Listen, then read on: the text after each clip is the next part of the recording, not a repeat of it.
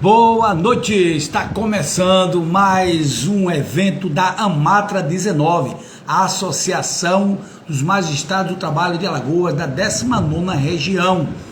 Esta noite, estreando a Amatra Entrevista, sejam todos muito bem-vindos. Hoje temos uma estreia especial, especialíssima.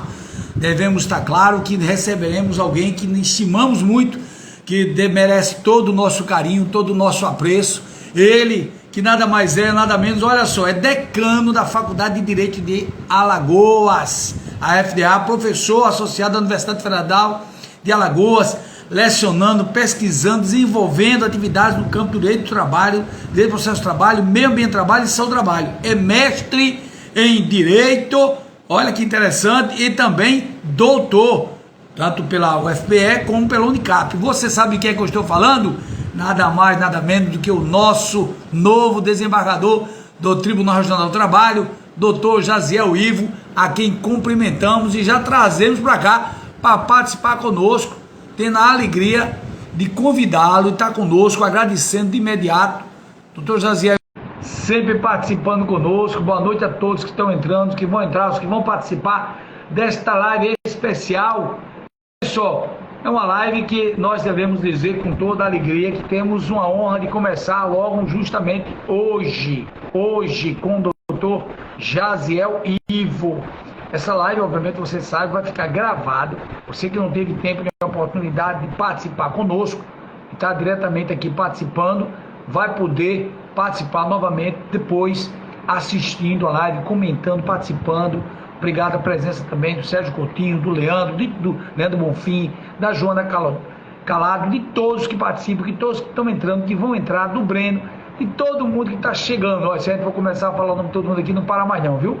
Vamos só esperar aqui o doutor Jaziel, pode estar com algum problema na internet, ou seja, enviamos o convite, e ele, obviamente, está já esperando, estamos esperando o doutor Jaziel entrar para a gente começar a participar.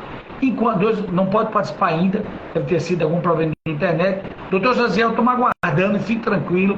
Enquanto isso, nós vamos aqui trazendo um pouco dessa história maravilhosa do doutor Jaziel, que é alguém, digamos assim, que já de longo datas vem estudando, né? Uma coisa que a gente fica sabendo quando a gente começa a pesquisar, a gente é amigo e tal, mas o doutor Jaziel Ivo, nosso novo desembargador do Tribunal Regional do Trabalho, ele vem de uma carreira de muito longa, de muito tempo, já estudando há muito tempo atrás, né, participando de especialização, como por exemplo, planejamento e administração de política cultural na Universidade Federal de Ouro Preto. O doutor Jaziel Ivo foi graduado, né, em Direito em 1980 a 85 na Universidade Federal de Alagoas e foi se especializando, né, foi participando de obras no seu mestrado, muito importante. Daqui a pouco vou fazer de novo, doutor Jaziel, já fiz. A gente sabe, né? O grande desafio nosso, eu sugiro que o senhor saia e entre de novo para ver, porque aqui está como enviado o convite, né? Às vezes pode ter dado problema, doutor Jaziel. É coisa do Instagram mesmo, né? O horário, muitas vezes, ele coincide com outras lives, e é um horário concorridíssimo, mas nós preferimos esse horário, porque é um horário que podemos alcançar o maior número de pessoas possível, por conta dos afazeres profissionais, familiares que as pessoas têm e estão participando conosco. Doutor Jaziel, exatamente, já enviei, doutor Jaziel, eu enviei o convite, agora aí é com o Instagram. Nós vamos, a sugestão é que Vossa Excelência saia da live e entre de novo, para ver se o convite chega aí, porque eu já enviei, viu? Já estamos aí aguardando a presença de Vossa Excelência, né, entrevistado de hoje. Vou logo colocar aqui para que as pessoas fiquem acompanhando. Enquanto isso, doutor Jaziel, olha aí, nosso querido desembargador, doutor Jaziel Ivo, que aceitou o convite de primeira, muito importante.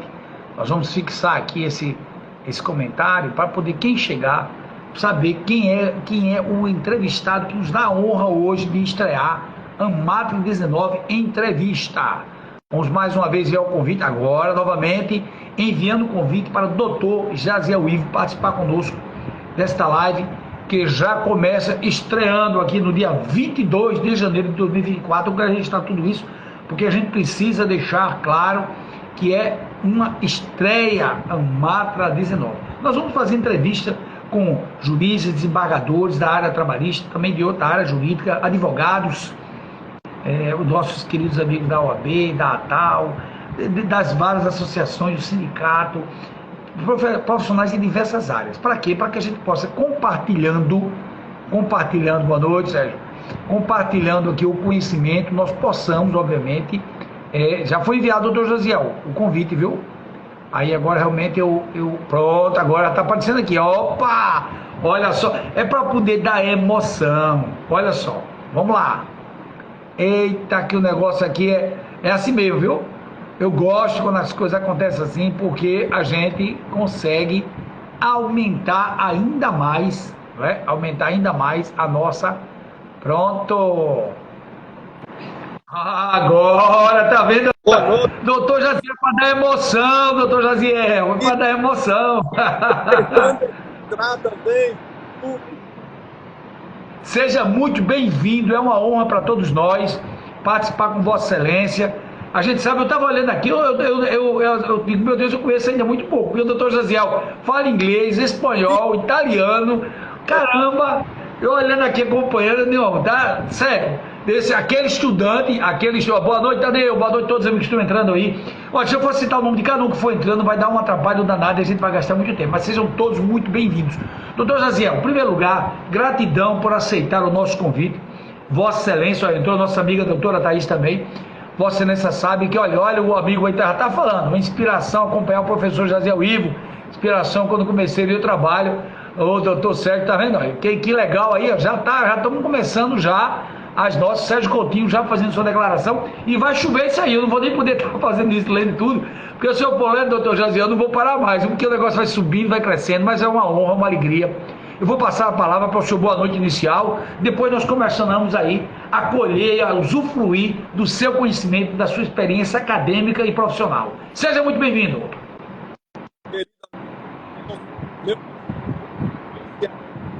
É uma honra muito você.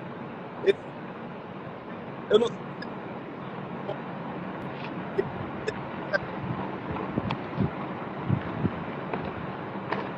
Eu vou botar aqui também o fone e o vídeo para ficar melhor.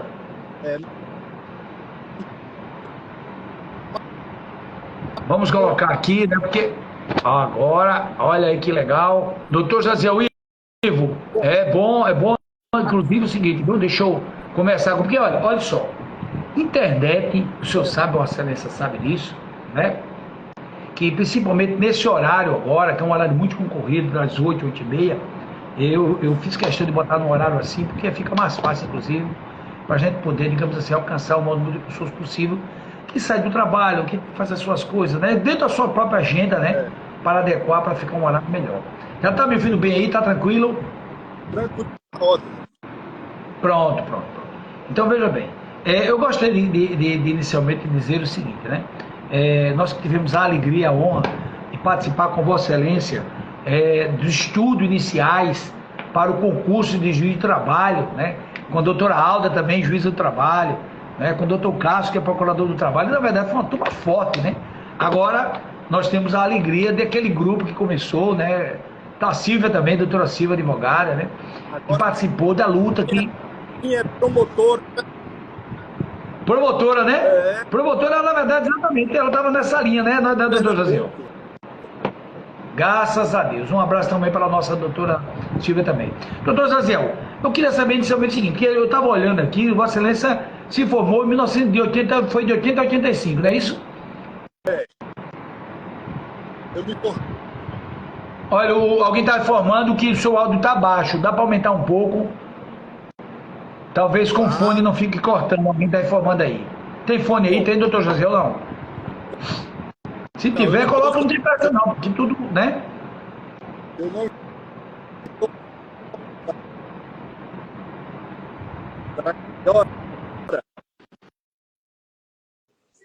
Oi? Será que confunde? Infelizmente, agora eu.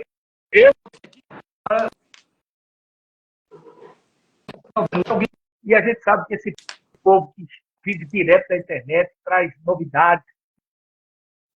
E a gente só tem a agradecer a participação de cada pessoa que está nessa live, nos dando a alegria de participar. Todos nós, né, que, digamos, temos a alegria de ter a sua presença aqui, estreando o Amatra 19 Entrevista, que é para poder organizando aí, a gente vai para ficar melhor, para poder usufruir um pouco. Nós vamos falar também do seu livro, Reforma Trabalhista, olha que é um livro muito interessante e muito comentado, inclusive, né? Tão importante no momento atual em que vivemos no nosso país, digamos assim, a compreensão, né, dessa análise sua da situação atual do direito do trabalho. Mas é daqui a pouco. Está ouvindo comigo agora? Fala aí, Paulo. Agora estou ouvindo perfeitamente. Perfeitamente. É excelente, pelo amor de Deus. Foi assim, bum. Sabe aquele boom agora? O som foi lá para cima. Obrigado para quem deu essa sugestão maravilhosa aí. Bom, doutor Jaziel, olha só. Então, o Vossa Excelência começou em 1985, quando se formou, daí não parou mais. Né? Eu estava olhando aqui que, inclusive, participou, inclusive, de especialização na área de administração também, foi na de Ouro Preto, né? Isso mesmo. Quando eu me formei, eu trabalhava na Fundação Teatro Deodoro, que era a fundação cultural aqui do estado, na época presidida pelo Braulio Leite Júnior. E eu trabalhei com o Gustavo Leite, que leva o nome do nosso teatro aqui em Maceió. E então surgiu uma oportunidade, houve uma mudança na direção, né, da fundação. Quem assumiu foi o Dr. Pedro Onofre, um amigo estimadíssimo, Dr. Pedro Onofre Araújo, um homem culto, um teatrólogo também. E ele, então, eu era um jovem recém-formado ali, e ele me encaminhou para fazer esse curso em Ouro Preto, na Universidade Federal de Ouro Preto, em Planejamento e Execução de Políticas Culturais, que foi muito enriquecedor para a minha vida. Nessa época eu já estudava jornalismo, já tinha me formado em Direito, eu estava estudando jornalismo, mas aí, obviamente, surgiu essa oportunidade de fazer essa pós em Ouro Preto e eu fui-me embora. E aí, depois que eu voltei... Logo no Preto, logo esse que era um ambiente culturalíssimo. Pois é, morei em Ouro Preto, né? Tive a oportunidade de morar em Ouro Preto. E meus passeios de final de semana eram assim, Sabará, Mariana, São João del Rei. Caramba! Aquela rota maravilhosa, né? Pois é. E de Maria Fumaça, né? Naquela Maria Fumaça. Caramba, que maravilha. Uma época boa. Morei em República. Vixe, Maria. Olha aí. Então, pode usufruir de toda, digamos assim, a vivência acadêmica e também a experiência humana, né, doutor? Tive todas as experiências maravilhosas que qualquer estudante pode ter e é bom de contar depois, né? Morei em residência universitária, que lá se chama de República, mas é residência universitária. E comia de bandejão, no bandejão. E era um sacrifício, porque no domingo não tinha restaurante universitário, não tinha bandejão. E aí tinha que ser sobre as próprias expensas. Mas é uma experiência muito boa. Né? Isso, inclusive, doutor Jaziel, como Vossa Excelência também é professor, aí dá para trazer, obviamente, essa experiência para compreender melhor a situação dos alunos, para dar apoio, para inspirar, né, como falou agora o doutor Sérgio agora há pouquinho, para inspirar outras pessoas, né? Isso é muito importante, né? E aí, Sérgio Coutinho, diga aí, pode falar. Sérgio Coutinho é um amigo querido. Sérgio Coutinho é um amigo querido, colega professor. Olha aí, que coisa boa, né? Dedicado, estudioso. Olha aí. Tá vendo? O campo acadêmico, doutor. Inclusive, doutor Jaziel, nós estamos fazendo, inclusive, essa ampliação. A Mata Entrevista não vai ser só área jurídica. Claro que entrando com você entrou bem, porque já toma aí a parte cultural, a parte jornalística, a parte de direito, já ampliou. Mas a ideia nossa é isso mesmo, fazer essa interdisciplinaridade para que essas pessoas entendam que saber, como a gente sabe, só saber direito, nem direito sabe, como já foi citado, atribuído essa frase a ponto similar. Ele nunca me disse, mas é uma frase atribuída a ele, né, que dá amplitude disso. Doutor Jaziel, me diga uma coisa. Falando especificamente agora, me permita, já direcionando uma pergunta assim. No seu caso particular, o senhor entrou nessa parte cultural, mas depois já foi enveredando para entrar no mestrado de Direito. Aí já foi outra coisa. Aí já foi na Universidade Católica, né? Aliás, na Universidade Federal de Pernambuco, né? Universidade Federal de Pernambuco, né? Que é quando fez, de 97 a 99, o seu mestrado, cujo título é interessante, Aplicação de Princípios Constitucionais na relação do trabalho com o Estado. Olha que interessante. Que ideia foi essa? Porque são tantas coisas importantes, princípios constitucionais, tem tudo a ver, né? Naquela época, florescia no Brasil as obras do Roberto Alex, do Ronald Dworkin, e era realmente a leitura daquele momento, né, que todo mundo estava estudando. E aí o meu orientador, que foi o Fernando Facuri Scaff, ele recomendou então que eu trabalhasse esse aspecto dos princípios. Esses autores entendem, obviamente, que os princípios eles se enquadram na categoria de normas. Então, as normas jurídicas são regras e são princípios também. E como a gente estava diante de uma Constituição Federal ainda, podia-se dizer, nova, muita gente procurando dar interpretação à Constituição, esquecendo aquele passado autoritário, né, da Constituição de 67, com a emenda número 1 de 69, que à época se chamava de entulho autoritário, né? Se falava muito nisso. E havia, portanto, naquela época, uma hermenêutica do direito bastante difundida, que você vai se lembrar, que era o direito achado na rua, aqui no Brasil, capitaneado por Roberto Lira Filho. Roberto Lira Filho. Tem até um livrinho que ele lançou, popularizou, né? E nas preocupações do espaço para popularizou. Muito. E daí, a gente já estava sob uma nova ordem jurídica constitucional no Brasil e, ao invés de ficar procurando essa hermenêutica transgressora, né, revolucionária, a doutrina naquela época começou a procurar se enquadrar dogmaticamente dentro do direito posto, porque a Constituição era avançada, como é até hoje. E daí, então, não tinha para que ficar mencionando, não estou desprezando aquela corrente doutrinária que até hoje vive, existe. A UNB até hoje mantém o estudo desse direito achado na rua. E o nome é muito significativo mesmo, porque era um direito que não encontrava ambiente nos fóruns, né? Ele existia na rua, mas não existia nos fóruns. E daí, então, essa tese, essa dissertação de mestrado, como eu disse, orientada pelo Facuri Scaff, era no sentido de trabalhar esses dois autores sem a necessidade, obviamente, de buscar uma solução para o problema dos contratos nulos com a administração pública fora do ordenamento jurídico. Tinha que ser dentro do ordenamento jurídico, uma solução positivada, né? Como diz o Hans Kelsen, encontrar uma decisão que se enquadre naquela moldura jurídica, né? Que são várias as interpretações possíveis. E daí eu escolhi essa de fazer o contemperamento, né, dos princípios, porque os princípios eles não colidem, né? Assim como as normas que a gente resolve. A norma mais nova prevalece sobre a mais antiga. A norma hierarquicamente superior prevalece sobre a norma hierarquicamente inferior. Não é? A norma específica sobrepõe a norma geral. Nos princípios, não. Quando o princípio entra em choque, na verdade é um choque aparente. Eles tensionam, segundo esses autores, os princípios tensionam.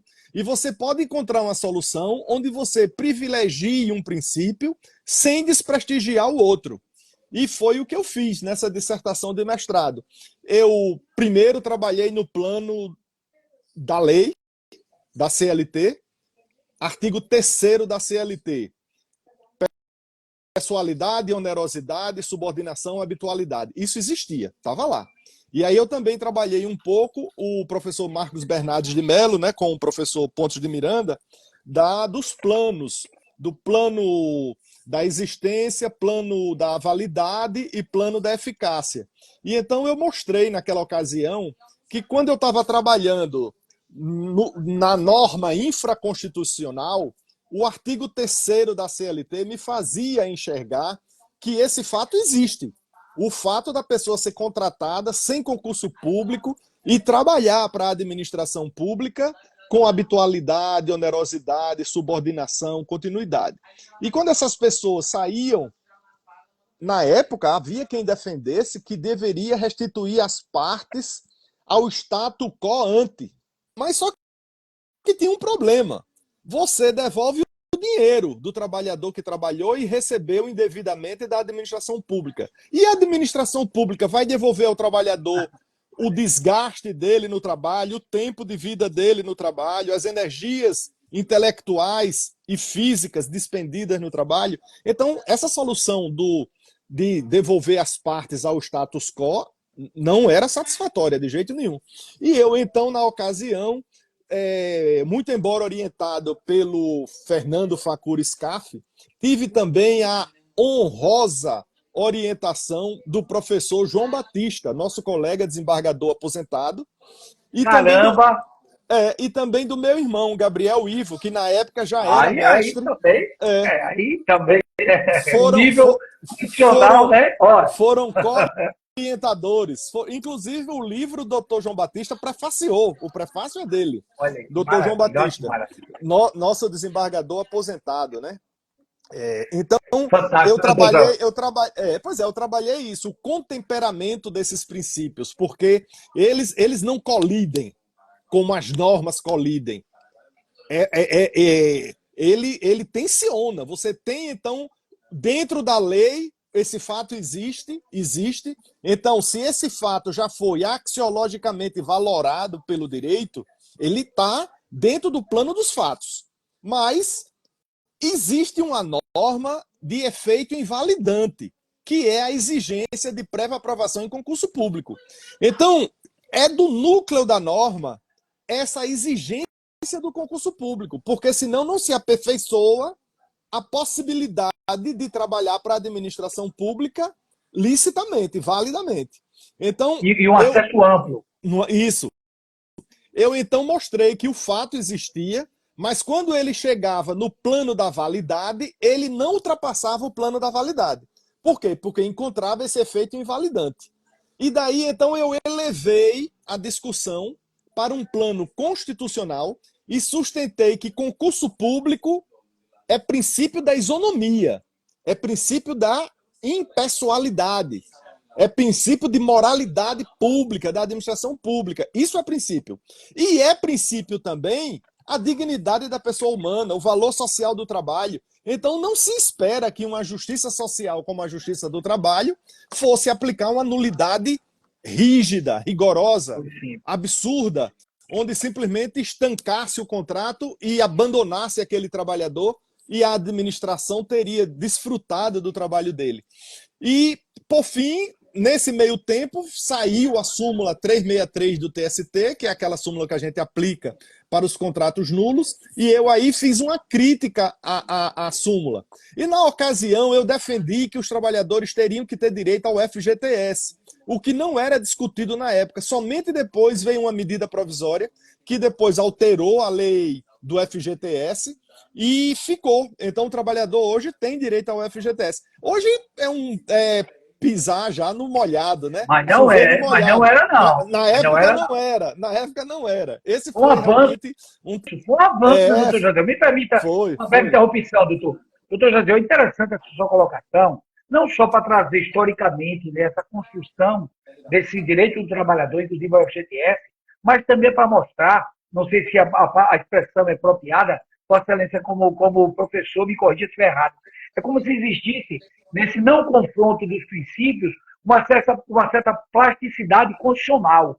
Que, por exemplo, naquele momento, quem prevalecia é esse aqui, mas ninguém perdia valor, do ponto de vista que a substância é a Constituição, inclusive, como Vossa Excelência falou em momentos anteriores, Constituição fortíssima, cidadã, democrática, que hoje o nosso país tem a honra de ter. Não é verdade? Exatamente. Eu estou certo, uma plasticidade constitucional nesse sentido. Está certíssimo. E aí, quando eleva essa discussão para o plano da própria Constituição, você tem lá os princípios fundantes da República, valor social do trabalho, dignidade da pessoa humana. Então, o trabalho é realmente o aspecto mais dignificante da pessoa. A pessoa tem família, mas a família, para ter dignidade, tem que ter um provedor ali dentro que trabalhe. Então, o trabalho é sempre esse locus de realização da cidadania. É através do trabalho que se diminui a desigualdade social, é através do trabalho que se gera, né, aquele ideal do pleno emprego. Então, o trabalho é um valor relevantíssimo no nosso ordenamento constitucional. E, assim também como o princípio isonômico do concurso público, para que todos participem com igualdade dele, com chances iguais. Então, esses dois princípios tensionando, você encontra uma solução que é aquela solução intermediária, onde se assegura ao trabalhador as horas trabalhadas, os dias trabalhados, os meses trabalhados, os anos trabalhados, o fundo de garantia do tempo de serviço dele, mas também que é dele, mas também não reconhece como sendo um contrato de trabalho regido pela CLT, onde ele tem direito a férias, 13º, aviso prévio, né, a seguro-desemprego, não vai ter nada disso. E muito menos, regime jurídico único, né? Ele não é estatutário. Então ele fica ali naquele meio termo e essa solução se encontra, que foi o que acabou prevalecendo, né, nos tribunais todos do Brasil, de que esses direitos são devidos. Até hoje a gente aplica a súmula 363 do TST. José, eu vejo então como é interessante, né, a participação, a atuação acadêmica, né? Porque, por exemplo, isso começou na academia, né? Como você colocou sem dúvida bem na sua tese, a aplicação dos princípios, essa relação de trabalho com o Estado. Exato. Vossa Excelência trouxe a participação da academia, saiu, porque às vezes, sabe o que eu digo isso, doutor? Porque às vezes a gente vê de fora, quem não está acostumado a ver a importância da academia na construção da coletividade, na evolução do direito, inclusive, esquece essa participação importante. Por exemplo, foi esse substrato acadêmico, esse conteúdo que você mencionou, que pôde trazer, digamos assim, uma certa dignidade do trabalhador, que não poderia ser tratado, como você colocou muito bem, como concursado, que não era, mas, por outro lado, não podia ser tratado simplesmente, não vale nada, volta, sai daqui, não recebe nada. Então, Vossa Excelência trouxe muito bem. Então, eu queria só destacar isso, porque é importante, quem está assistindo, quem vai assistir depois, a participação da vida acadêmica. Concorda comigo? Concordo. E lembrar da minha banca, né? Eu fui examinado por uma banca de escola. A minha banca foi presidida pelo professor João Maurício Leitão Adeodato. Uma figura, já deu aula para a gente aqui. É um homem hoje que se divide entre o Brasil. Ele se divide entre o Brasil e a Alemanha. Um autor festejado, requisitado para dar palestras no mundo todo. De forma que eu tive essa banca presidida por ele. E eu fui aluno dele também. Esses argumentos começaram, inclusive, nas aulas dele. Eu me lembro muito das aulas dele. Permita aí. Eu tive também a honra de ser, no curso que eu fiz da pós, dele processual, ele como professor. E obviamente, eu assino embaixo em tudo aí, porque ele é um racional. Quando eu falei batia, porque ele toca também, né? Ele gosta de tocar e tal. Ele tem uma banda, né? Uma banda de rock, Aratanha Azul, ele já toca, é fantástico. A pessoa, além de ser um intelectual primoroso, ele também é um artista de muito talento. Olha, mas veja então como é interessante. Então, ali, já numa parte, digamos assim, de alguém que hoje tem uma amplitude internacional, é o professor Maurício tem uma amplitude internacional, Vossa Excelência já estava plantando agendas, inclusive, olha como é interessante, dentro da CBS, para alcançar o seu livro posterior, que foi justamente esse agora, o mais recente, que é a reforma trabalhista, tratando do seu doutorado da Universidade Católica. Por que eu estou fazendo essa ligação? Para mostrar que lá, quando defendeu o direito do trabalho, naquele momento, defendeu o trabalhador, agora também faz essa análise, né, já no seu doutorado, né, porque aí você faz análise quantitativa e qualitativa dos aspectos processuais e constitucionais. De novo, a Constituição prevalecendo no seu raciocínio. Eu gostei de ver isso aí. Me fala um pouco desse livro, doutor Josiel. Quando saiu a reforma trabalhista, todos nós ficamos inquietos, né, desassossegados. A gente que estava acostumado com o direito do trabalho, que realizava a Constituição ou buscava realizar a Constituição, de repente mudou tudo, né? Virou de cabeça para baixo, aquela justiça social, a justiça do trabalho passou a ter uma feição diferente, passou a ser uma justiça punitiva. Eu digo isso no livro, né? o punitivismo desembarcou na Justiça do Trabalho. E eu provo. Desembarcou porque a testemunha que falta com a verdade em juízo passa a ser penalizada com as mesmas punições do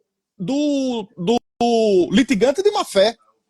Aquilo que a gente resolvia, tá mentindo, a gente então pegava aquela ata, perguntava se era aquilo mesmo, se ele dava a chance dele se retratar. Se ele se retratasse, estava resolvido. Tá no código penal. Pois não é? Se ele se retratasse, estava resolvido. Se ele não se retratasse, a gente encaminhava a Polícia Federal abria um inquérito e depois concluía, e o Ministério Público até fornecia denúncia, né, por crime de falso testemunho, porque ele estava prestando depoimento sob juramento. E agora não, agora veio também uma punição em dinheiro, e que se executa nos próprios autos. É o punitivismo desaguando no processo do trabalho. Outro aspecto desse punitivismo, a gente sempre entendeu que ajuizada a reclamação trabalhista, realiza-se aquela audiência inaugural, onde presente o reclamante, presente o reclamado, tenta se conciliar, vendo o acordo homologa, ou se não, segue a instrução. Se o reclamante falta, a gente arquiva. Se a empresa falta, a gente aplicava a revelia.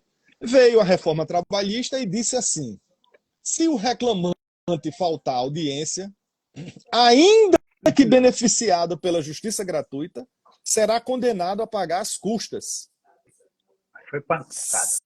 Foi pancada. E tinha que justificar com motivos legalmente previstos. Então, quais seriam os motivos legalmente previstos? Doação de sangue, saúde, né? Uma doença, um acidente de trabalho, sei lá, não é?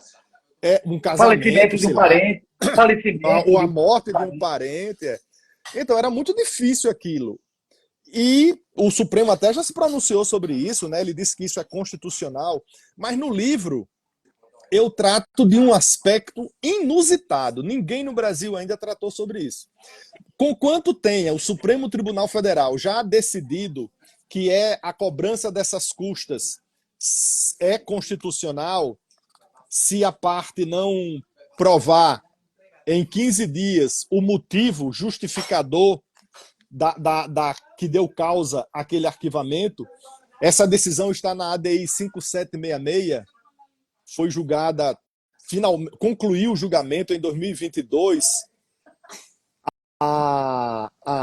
Esse caso, o voto do Barroso, que era o relator, prevaleceu. Foi a única parte do voto do Barroso, Luiz Roberto Barroso, que prevaleceu. Ele sustentou que era adequado, sim, que era compatível com a Constituição, exigir a cobrança de custas processuais da parte que deu causa ao arquivamento do processo e não justificou, ainda que beneficiária da justiça gratuita. Eu, além de ter argumentado que a Constituição fala em assistência judiciária integral, assistência judiciária gratuita e integral. Então não pode agora estar separando. Se ela é integral, ela é toda, ela é completa. Mas o Supremo houve por bem de preservar essa parte da reforma trabalhista e manteve essa condenação em custas, se a parte não justificar o motivo, né, da sua ausência. E eu então argumentei de uma forma, como eu disse, inovadora. Eu passei a pensar nas custas, como de fato é uma taxa de serviço. E é uma taxa que você paga porque você usa aquele serviço. E se é uma taxa, é um tributo, né?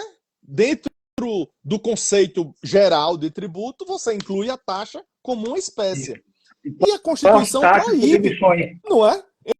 Então a Constituição proíbe que você use o tributo como forma de punir. Não pode. O tributo pode até premiar. Como, por exemplo, se você paga o seu IPTU até o dia tal de fevereiro, tem desconto de 15%. Está premiando. É um tributo que você recebe uma sanção positiva para se adequar àquele comportamento que a lei espera de você. Pague logo o seu IPTU porque a prefeitura precisa desse dinheiro. Quem não pode vai parcelar ou vai pagar depois sem desconto. Mas nesse caso aí, eu sustentei e sustento nesse livro que não pode a lei impor uma punição em consequência de um ato ilícito. O ato ilícito foi faltar à audiência. Esse é o ato ilícito. E ele, então, por ter faltado à audiência, receberia como consequência uma punição, paga as custas. Então, o tributo não pode se prestar a esse papel. O tributo não pode ser utilizado como constrangimento de ato faltoso para você pagar multa. E então o examinador, professor que você conhece muito, professor Fernando Guimarães, Guilherme Guimarães Feliciano, professor da USP, e nosso colega Diana Matra, Isso. ele ficou e meu orientador também, o Sérgio CNJ. Torres. E CNJ, né? Pois é. E então Agora... ele achou encantadora a tese, porque dentro de uma tese você vai fazendo várias teses, né? Você vai construindo vários argumentos, as premissas menores, né? Até você chegar lá no que você vai... Isso está enganado, se eu estou enganado, corrija. Inclusive do doutorado, que é, digamos assim, um aprofundamento maior do estudo, ele tem que ter um certo ineditismo, né? E essa sua versão, essa sua visão, assim, ele preenche o requisito principal, os principais, eu acho, né? Se eu estiver errado, me corrija, os principais argumentos, que é justamente o ineditismo da tese, né? Porque eu não tinha pensado nisso ainda, né? Pois é. Inclusive, não vi ninguém falando. O meu professor Sérgio Torres, meu orientador, ele é um homem muito simples, né? É um homem de um cabedal intelectual incomparável, né? Eu, pelo menos, para chegar no nível dele, vai ser muito difícil. Eu fui aluno dele também. Pois fomos alunos, pois é. Aquele curso de sentença que nós fizemos. Vixe, Maria. Nos idos de 1995, 94, né? Acho que foi por aí que a gente fez. Foi a época do concurso. Então, aí o Sérgio Torres ficou encantado com essa tese e se sentiu estimulado e a gente acabou publicando um artigo junto.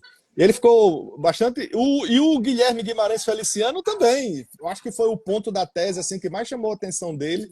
Ele fez várias considerações. E, de fato, uma tese de doutorado não é só um aprofundamento, dos conhecimentos. Não é só um aprofundamento dos conhecimentos. É também um toque de ineditismo, né? E veja para o meu infortúnio, olha o que aconteceu. Quando eu comecei a trabalhar nessa tese, eu já tinha aquela ideia, né? Primeiro, para arrumar um tema, você tem que problematizar um determinado assunto. Na hora em que você problematiza, eu digo, eu tinha uma ideia de trabalhar direito ambiental e saúde do trabalhador. Meio ambiente do trabalho e saúde do trabalhador. Mas aí eu tive dificuldade, eu tive dificuldade de orientador. E aí nos últimos momentos eu mudei. Eu digo, não, eu vou trabalhar a reforma trabalhista, mas eu vou numa perspectiva de encarar o enfrentamento dela no plano constitucional. Mais uma vez, né, amigo Alonso? Mais uma vez no plano constitucional. Pegando a mesma visão que trouxe o mestrado, ampliando a Constituição. Aí, dessa vez, eu peguei o devido processo legal e o acesso à justiça, né? Esses dois foram... E usei como referencial teórico o Mauro Capelletti, o acesso à justiça. Foi meu principal referencial teórico, foi Mauro Capelletti. Dentre outros, né? Mas esse talvez tenha sido o central, né? Aquele projeto Florença dele, né? Que ele começou a entender quais eram os obstáculos, né? Que dificultavam o acesso à justiça. E daí ele admitiu que existiam obstáculos financeiros, né? E aí surgem as primeiras leis no mundo inteiro, né, de justiça gratuita, né, de gratuidade de justiça. A nossa lei do Brasil é a Lei 1060, se eu não me engano, de 1950. Acho que é por aí, mais ou menos. Não tenho exatamente a lembrança agora, mas é bem antiga essa lei. Depois ela foi alterada, depois a Constituição de 88 trouxe o acesso à justiça gratuito, né, com essa gratuidade ampla, né? É um acesso, uma gratuidade de justiça integral, né? Assistência judiciária integral. Bom, e também ele percebeu que tinha dificuldade nos direitos coletivos, né, os direitos difusos, e aí surgiram aquelas primeiras leis também, lei de ação civil pública, ação coletiva, enfim, as coisas foram se resolvendo. Do ponto de vista financeiro, outro problema também que ele enfrentou era o aspecto geográfico, a distância geográfica, né, dos fóruns. E também um aspecto muito peculiar que era a pequena causa, né? A pequena causa não tinha acesso para ser resolvido na justiça. E aí também por influência dele, da pesquisa científica dele com o Brian Gart, surgem os juizados especiais. Aqui no Brasil, os juizados especiais cíveis, juizados especiais criminais, juizados especiais federais, não é? E para a gente da Justiça do Trabalho, a gente sempre foi muito forte nisso. A gente sempre teve processo coletivo do trabalho, a gente sempre a gente aceitava a causa, lembra? Que até 2 vezes o salário mínimo era irrecorrível. Né? Era irrecorrível. Ou seja, o processo do trabalho sempre esteve à frente, sempre esteve adiante. Sempre na vanguarda. Sempre na vanguarda. E eu sou muito amigo do professor Becklaut, como você sabe, um amigo, irmão querido. E eu digo, Becklaut, tudo isso que vocês louvam como sendo novidade, no processo do trabalho, a gente já trabalha com isso há muitos anos. E vocês ele ri, né? Ele é uma pessoa muito engraçada, divertida. E ele diz, é mesmo, Jaz, é mesmo. É mesmo, Jaz. Os caras ficam dizendo que estão inventando a roda e a roda já está inventada. Porque realmente a gente já vinha trabalhando com essas coisas há muito tempo. Por exemplo, executar nos autos do próprio processo de conhecimento. A gente sempre fez isso. Não citar o réu para comparecer em juízo. A gente sempre fez isso. Notificar pelos correios. A gente sempre fez isso. Qual é a novidade? E eu dizia, pelo menos tenham a honestidade intelectual e dizer, olha, a gente está copiando isso do processo do trabalho, não é novidade da gente. Né? Então, eram essas coisas. Então, eu me sinto muito gratificado por ter tido a oportunidade. Eu tinha 4 anos para concluir esse doutorado. Eu dei um gás, né? Como o meu orientador, o Sérgio Torres, disse que eu estava dando um gás. Eu digo, pois é, professor, eu tenho que dar um gás, porque eu sou juiz também, né? Então, eu acelerei, paguei um monte de disciplina, eu tinha aula de manhã e de tarde. E antes, porque eu já fazia audiência também. Fazia audiência. Isso. E eu vinha correndo do Recife. Às vezes eu chegava em Maceió 7 horas da noite, às vezes 9h30 da noite, para no outro dia ir para Penedo. Né? Ou então chegava de Penedo. Para quem não sabe, quem está assistindo aí pelo Brasil inteiro, viu? É no mínimo 1h30, 2 horas. Se for para 2 horas e 20. 2 horas e 20. 2 horas e 20. Há uma velocidade média de 100, 110, né? Que é uma velocidade mais ou menos segura dentro da velocidade um pouquinho mais, mas é isso mesmo. Vamos dizer 2 horas. Corre mais. Vamos botar 2 horas para uma pessoa. 2 horas, também não é pouco, não. Imagina, você acorda, para você ter audiência hoje, dependendo, digamos, de 8 horas, tem que acordar 5 horas da manhã, 4 horas da manhã, para chegar no horário lá. Isso mesmo, isso mesmo. Aí depois também veio a pandemia e as aulas passaram a ser online. De certa forma, isso até me favoreceu, porque as audiências passaram a ser online também. Então, eu tinha as aulas online e as audiências online. Então, eu consegui harmonizar melhor essa distribuição do tempo. Mas, assim, foi muito rico para mim, muito rico. Olha, você voltar para a sala de aula, se sentar ali como aluno de novo. Primeiro que você reincorpora aquele espírito estudantil e a camaradagem logo se restabelece. Isso. E você passa a ser um estudante galhofeiro, né? Brincalhão, que se diverte com tudo e que aproveita o máximo daquele ambiente universitário de novo. Então, me permita uma coisa, rapidinho, esse bom humor, que ele, inclusive, é possível, né, guardar as proporções, também no fórum.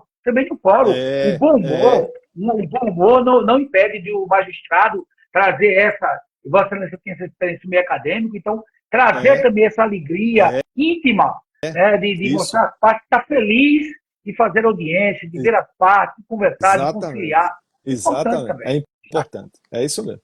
De forma que era muito bom, assim, por exemplo, quando um professor marcava um seminário, aí a gente já se articulava ali nas manhas dos estudantes para conseguir prorrogar aquele seminário, né? Mas tinha que fazer, então a gente fazia, apresentava os seminários, era um momento muito rico também, né?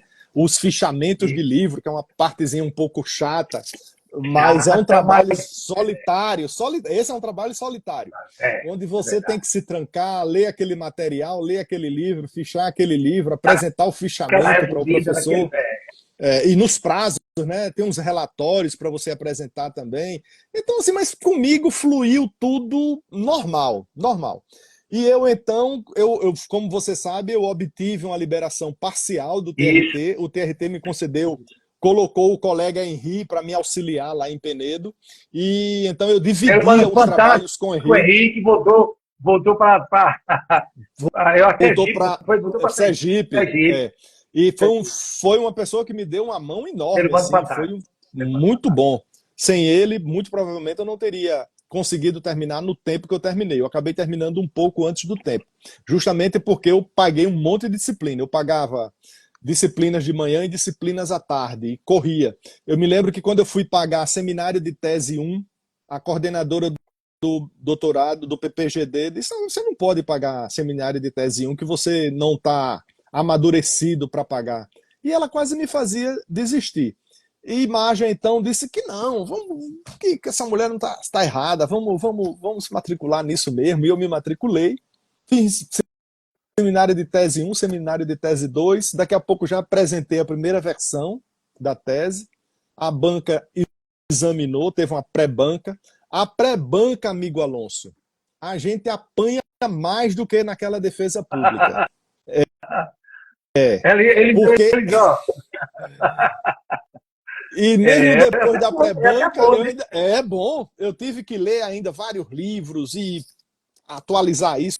Até uma edição de um livro que eu usei muito, que é do Nelson Nery Júnior, aquele Princípios Constitucionais na Constituição de 80, Princípios Processuais na Constituição de 88. O examinador reclamou que eu estava usando uma edição, eu tive que comprar uma edição atualizada. Ainda tem um É, custo, viu? pois é. Ele exigiu, já que era também um livro que eu estava citando muito, que eu use a versão atualizada. Eu mandei comprar, a versão chegou, mandei buscar, chegou. O próprio livro dele também, do Guilherme Guimarães Feliciano, ele tem um livro fantástico também sobre devido processo legal, uma leitura indispensável. Eu cito na minha obra, no livro, né? O livro é esse aqui, né? Para quem já Isso, sabe, já deve ter visto. segura aí um pouquinho, segura um pouquinho aí na tela, Mar. Isso é importante, olha, Reforma Trabalhista 2017. É importante, esse livro, É, inclusive, ele tem da nova livraria, viu? tem. Aqui, você vai no fórum, eu vou fazer propaganda agora do nosso amigo Cleiton, É, porque ele sempre é, disponibiliza o espaço, inclusive, para publicação.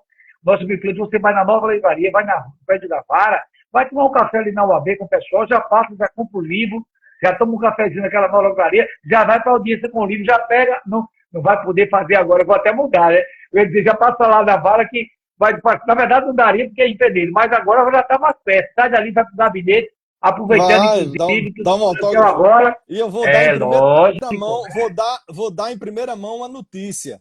O Fernando diga Doria aí, está organizando o lançamento do livro pela OAB. Vai ter um lançamento festivo que a OAB está organizando, junto com a nova livraria.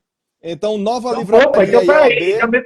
então me permite, vou entrar, desculpa interromper, desde quando interrompe, é permissão.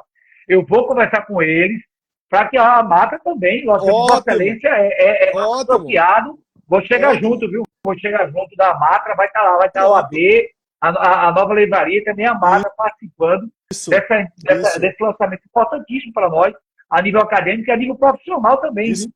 Porque é um livro para ser mesmo. utilizado. Porque, veja, esse viés, inclusive, é interessante, porque eu fui fiscal de renda, fui fiscal de tributos estaduais, antes de ser juiz de trabalho.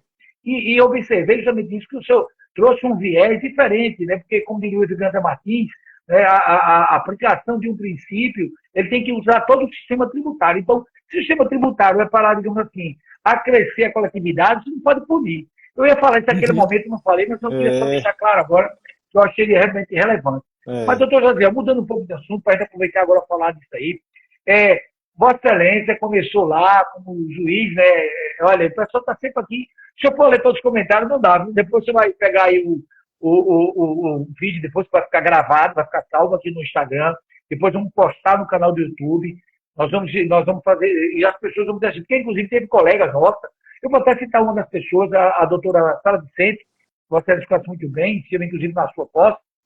E quando eu mandei o convite para todos, né? Mandei para todos a live, e algumas pessoas não puderam, e ela, inclusive, destacou: só eu tenho um trabalho no mesmo horário que eu faço socialmente e não vou poder estar, mas vai ficar gravado e vai para o YouTube. Ótimo. Vai para o YouTube, para a Vossa Excelência aqui, depois com calma, fazer os seus comentários. Então, veja bem, o doutor Josiel entrou lá como substituto, né, em 95, depois foi titularizado, e agora nos dá a alegria, né, de estar aí no tribunal.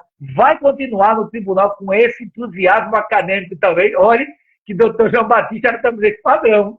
Me diga aí, como é que Vossa Excelência está vendo essa oportunidade maravilhosa que Deus colocou em vossas mãos, e tenho certeza, não apenas como o senhor disse, tem a alegria de compartilhar da sua amizade há muitos anos, mas também por saber desse viés seu, de preocupação digamos, de trazer a Constituição para fazer essa amplitude do olhar, para, digamos assim, nessa colocação que foi muito bem aí, de respeitar e, digamos, de convalidar os princípios constitucionais, trazer julgamentos que possam, digamos, além disso, porque o nosso Tribunal Regional do Trabalho ele é fantástico, mas Vossa Excelência vai trazer uma oxigenação constitucional. Podemos pensar assim?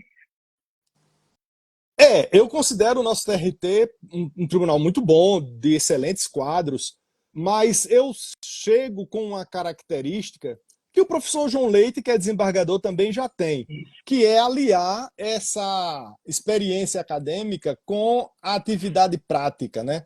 Eu acho que é uma coisa muito rica você conseguir conciliar o seu conhecimento prático com o conhecimento científico, né? Isso resulta num produto muito bom. Resulta num produto muito bom. E como eu disse, esses anos todos de sala de aula, de especialização, mestrado, doutorado, eu sempre gostei muito de estudar. E isso... Artigos, né? De artigos, né? Artigos acadêmicos. Né? Eu tenho muitos artigos científicos publicados em revistas qualificadas pela CAPES, né? Revistas A1, A2 e B1. Eu tenho muitos artigos publicados com essas revistas científicas da CAPES, qualificadas pela CAPES. Inclusive 2 artigos publicados fora do Brasil. É uma honra muito grande de ter esses dados no meu currículo. Fruto do que eu estudei no mestrado, no doutorado, né? Além de ser sempre acaba... além de ser orientador, de também participar de banca e tudo mais. Sem dúvida. Tudo acadêmico, né? Sem dúvida. Então, eu penso que eu realmente eu trago, sim, uma espécie de renovação do tribunal, o que é muito natural. Não vai nisso nenhum desprestígio, não há nisso nenhum desprestígio para ninguém. Mas é claro que eu sou um juiz de carreira alagoano, o primeiro juiz de carreira alagoano a ingressar no Tribunal Regional do Trabalho de Alagoas. Primeiro lugar do concurso, né? Primeiro lugar do concurso do nosso concurso, né? Primeiro lugar no concurso público, de forma que eu acho que isso é muito simbólico, isso é muito significativo. Eu não estou aqui com conduta xenófoba de jeito nenhum, não é isso. Mas era muito significativo que o TRT de Alagoas tivesse um alagoano, juiz de carreira alagoano. De forma que essa luta,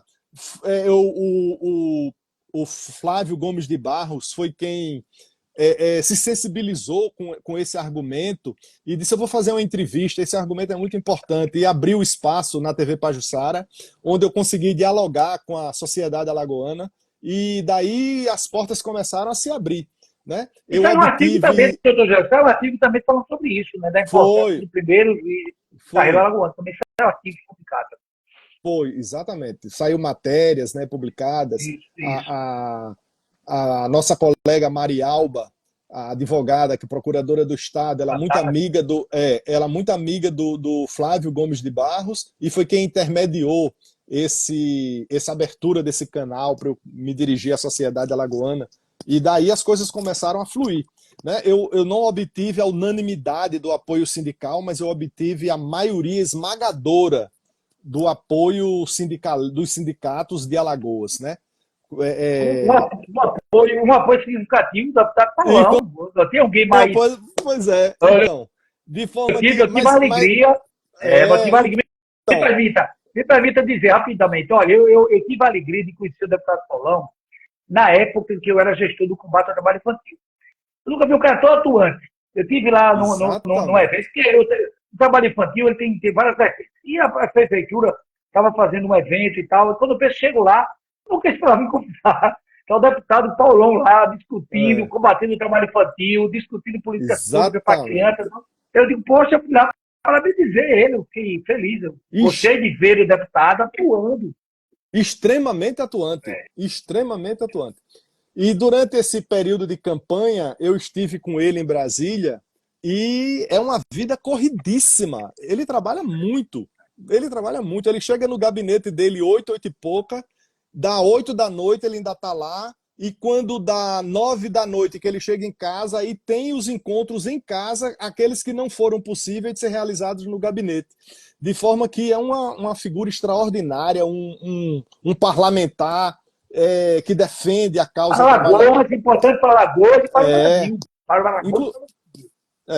De forma que eu sou muito grato ao deputado Paulão. Sem ele eu não teria sequer concorrido com chances de vitória, porque foi uma eleição, né, muito disputada, foi uma escolha muito disputada. Os 3 candidatos eram muito bons, todos os 3 também... De todos os três também, porque é o tipo do momento em que a gente que ficou muito protegido pela redoma da magistratura, a gente se lança ao mundo, né? A gente tem que interagir com o mundo político, que a gente, de um modo geral, não interage. E daí todo mundo procurou seus apoios. Tinha ocasião de eu chegar no determinado... Democraticamente, pois é. Eu chegava num determinado lugar, aí a pessoa dizia, eita, que pena, ontem fulano esteve aqui, eu já dei apoio a fulano.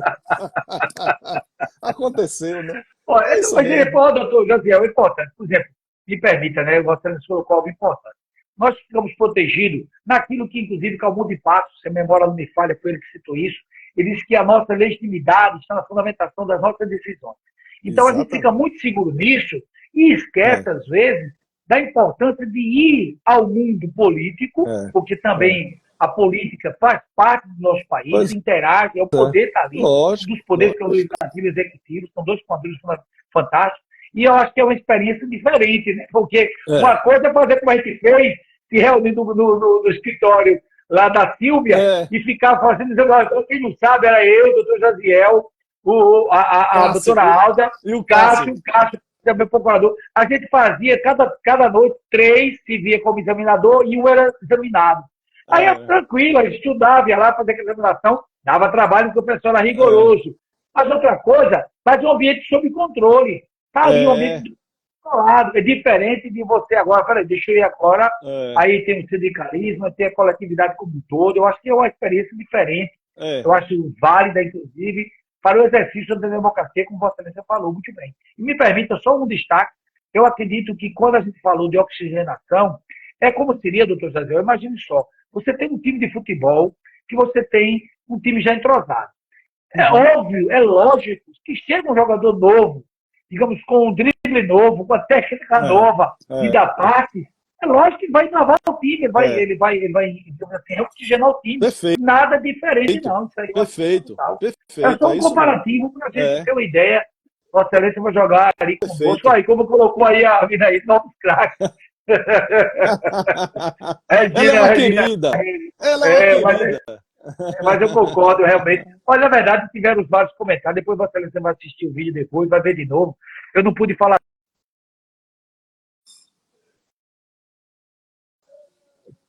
Para mim, cortou o áudio. Alonso, para mim, cortou o áudio. Por conta dessa tranquilidade, dessa facilidade de Vossa Excelência se expressar. E tenho certeza, inclusive, eu acho que quarta-feira agora, né, vai ter a sessão, Vossa Excelência vai estar participando, a Mata também vai estar presente também, teremos a honra de participar também com Vossa Excelência.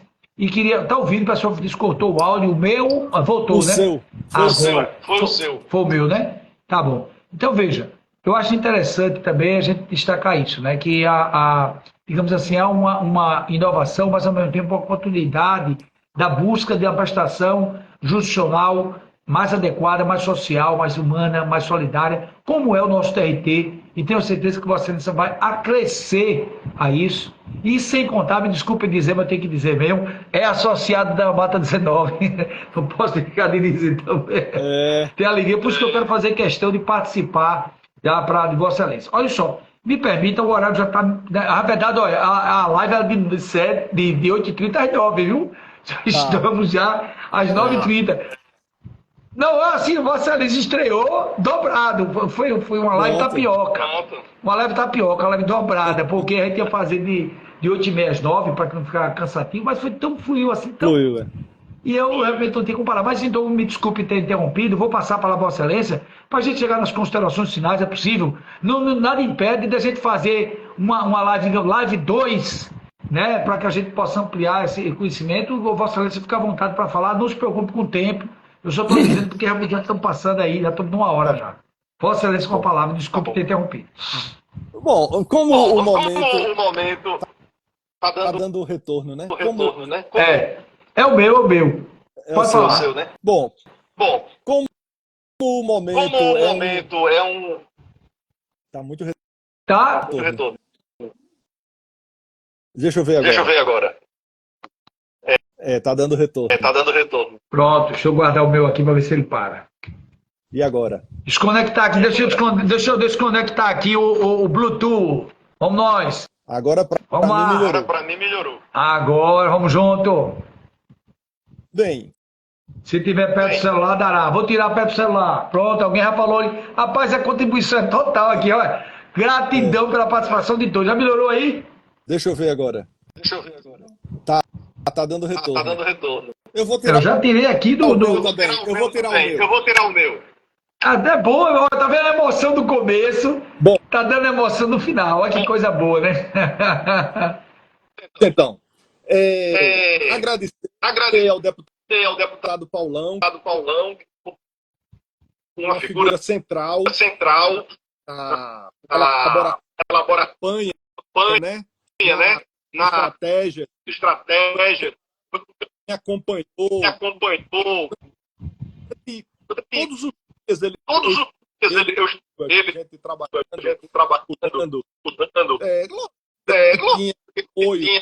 apoio, outros davam apoio e dando apoio, essas coisas acontecem. Agradeço muito a ação desse parlamento, um homem que é um parlamento muito como cidadão alagoano, como cidadão maceoense, como alagoano, uma pessoa que representa os interesses populares, né? É um deputado do povo, e eu fui acolhido por esse parlamentar e encampou, né, essa minha campanha. E também teve um episódio muito gozado. Teve um dia que eu me senti derrotado. Eu disse, eu perdi. E já tinha jogado a toalha. E aí recebi uma ligação do gabinete do ministro Flávio Dino. Olha, vem aqui amanhã, 17 horas, que o ministro vai lhe receber. E daí eu peguei o avião, fui-me embora para Brasília. No horário marcado, ele entrou na sala de reuniões, me interrogou. Eu dei o meu livro a ele fazendo uma leitura dinâmica e me fazendo muitas perguntas, não parava de fazer pergunta, também ficou encantado com a tese. E eu disse, ministro, eu estou sendo examinado de novo. E ele, não, e depois a gente ficou uma conversa mais amistosa, e ele disse assim, o presidente lhe nomeia hoje ou amanhã. Eu disse, ministro, não brinque com uma situação dessa, ministro. Ele disse, o presidente lhe nomeia de hoje para amanhã. E, de fato, fui nomeado. O gabinete dele ligou, Paulão ligou, dizendo que eu estava nomeado, mas que eu não podia comemorar, porque tinha que guardar sigilo. Que só podia comemorar quando saísse no Diário Oficial da União. E eu ainda tive que aguentar calado ali. quase 2 dias, não, um dia ainda aguentei calado ali e tal, até que finalmente no outro dia de manhã ligaram, olha, está publicado, pode comemorar, comunica a sua família, aos seus amigos. E aí recebi uma ligação de Walter Pugliese, né? Walter tinha informação privilegiada lá em Brasília, logo cedo ligou. Só, estou vendo aqui o Diário Oficial da União, você está nomeado. É isso mesmo? Eu digo, eu creio que sim. Então foi muito bom e me honra muito ter sido nomeado pelo presidente Lula, um presidente popular, né, que eu sei que não há unanimidade em relação a isso, mas para mim é muito honroso ter sido nomeado por ele, constar lá do meu decreto de nomeação o nome dele e o nome do ministro Flávio Dino. E agradecer ao deputado Paulão. E a quem mais me apoiou, né? Muita gente me apoiou. O reitor da UFAL, Doutor Jaziel, agora feche o seu áudio aí para eu falar rapidamente, que deram a orientação que desligando o áudio, só o áudio, para não dar eco. Fechou o áudio aí? Pronto, rapidinho. Veja bem, é muito interessante destacar isso, né? Vossa Excelência traz uma transparência muito importante para o processo democrático, né? É bom que as pessoas saibam que existe toda uma campanha, né, em cima dessa nomeação por conta de ser uma nomeação por merecimento. Os 3 preencheram os requisitos que necessitavam para ficar na lista tríplice e pronto.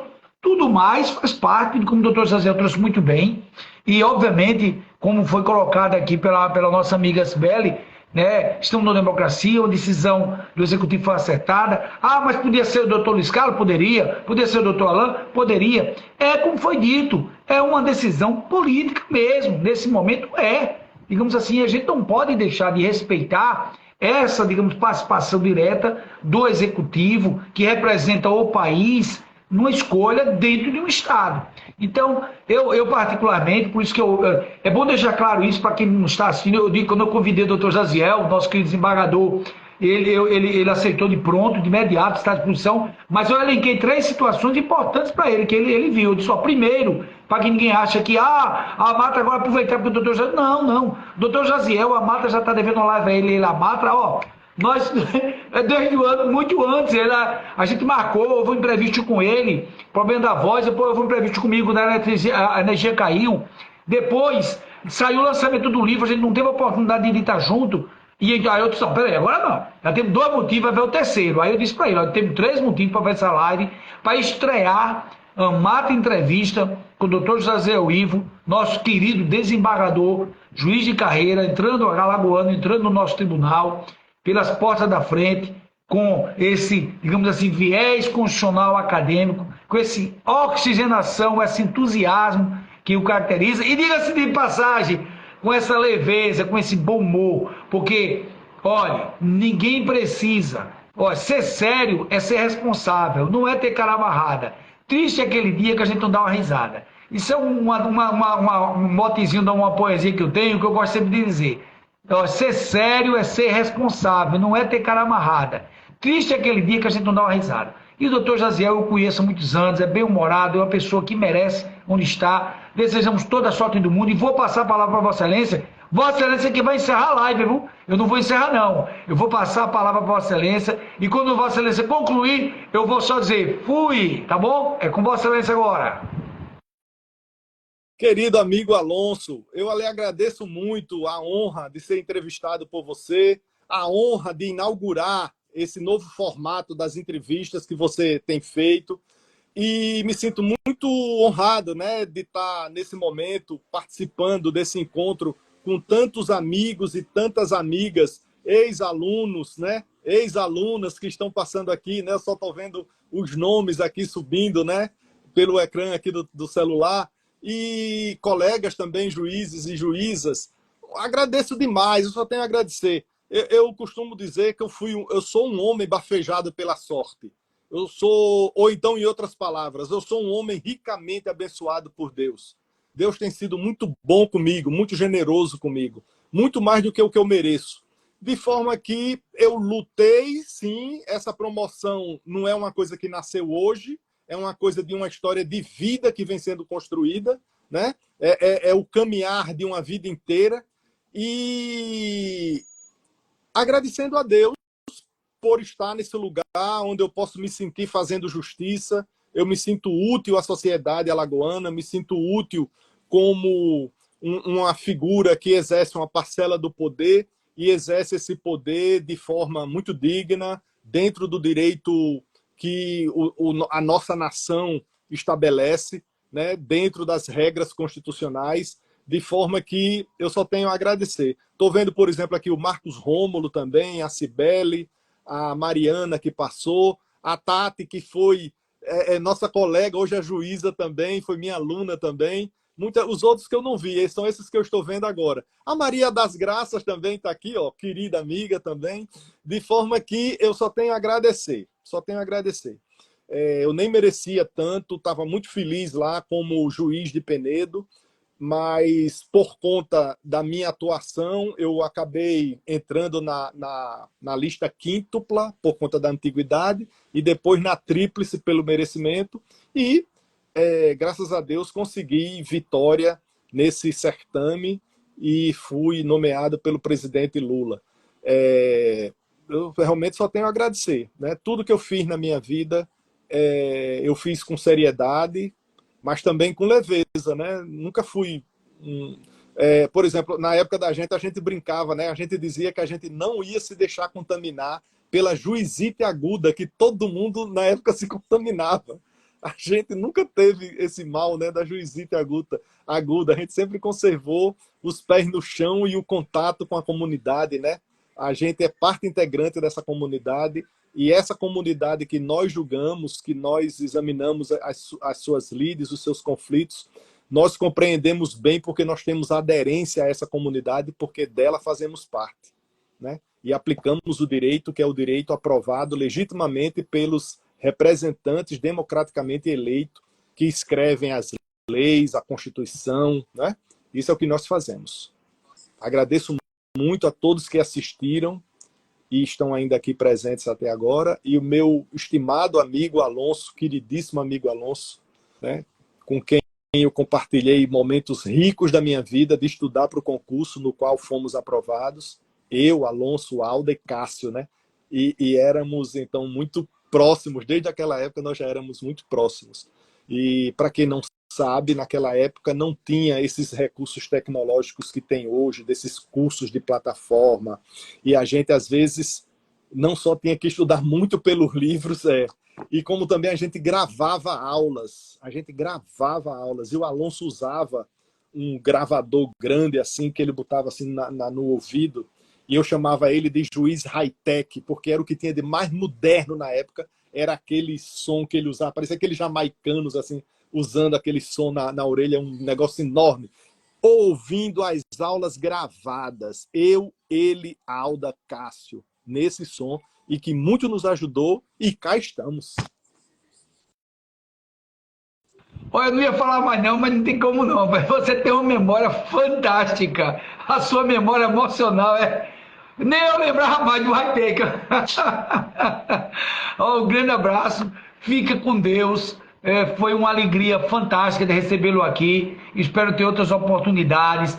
Mando um abraço para todos que prestigiaram a live. Essa live vai ficar gravada. Eu vou fazer questão de assistir de novo. Vai ser no Instagram, vai estar salvo também no YouTube. Um abraço a todos que participaram da live, os que vão assistir depois. O Josiel, gratidão. Deus o abençoe nessa nobre missão que agora continua. Apenas vai para um outro patamar, onde Vossa Excelência vai participar desse colegiado honrado, que é o nosso TRT 19. Deus o abençoe. Fui!